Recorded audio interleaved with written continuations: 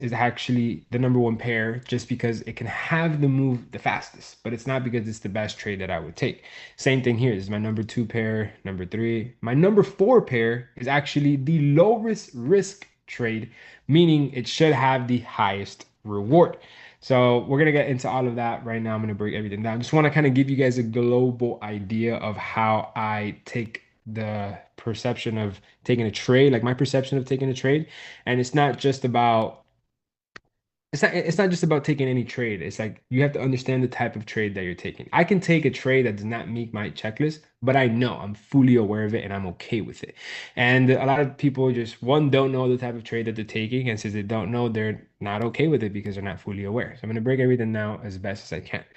So this is what I do every single Sunday with my students. This is exactly what I'm going to be doing with the G students, the G Club students, which by the way, the G Club is like another 30-day boot camp, but better because it has the strategy. And then we have a 30-day post boot camp, which is the after hours with Alex. And I'll break all that down towards the end of the call. So you guys can see how you can get access to this same call for a whole entire year and every single day for 30 days. But we'll talk about that in just a second. So breaking down ETH. So Ethereum right now, I have some pretty decent entries into Ethereum around these areas right here. I put the dates on where I have my entries.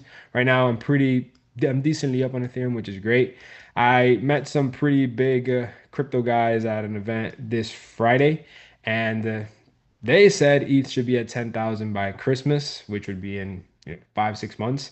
That'd be amazing for me. Honestly, it's a great move that if the market does have that, I'll be extremely surprised and the investment would be great. From this point right here, that means that ETH would be up another 160%, which is very solid. So just putting this as a note here because I'm not a crypto expert, but I am a technical analysis expert, I like to consider myself. And right now we are approaching this level of resistance. And what I do know is if we manage to break above this area here, we will then have a retest to then buy. And I actually entered on my Ethereum entries based off of my seven figure strategy. And as of right now, it's worked out very well. I was into a little bit of drawdown, managed to get better entries, and it's played out very well. So I've been testing my strategy outside of currencies, and it's been working perfect. Solana right now, entries are around break even. We did enter a little bit premature. We entered all the way over here. That was a little bit of drawdown. And as of right now, we're back at around our entry level. Just gonna keep holding this.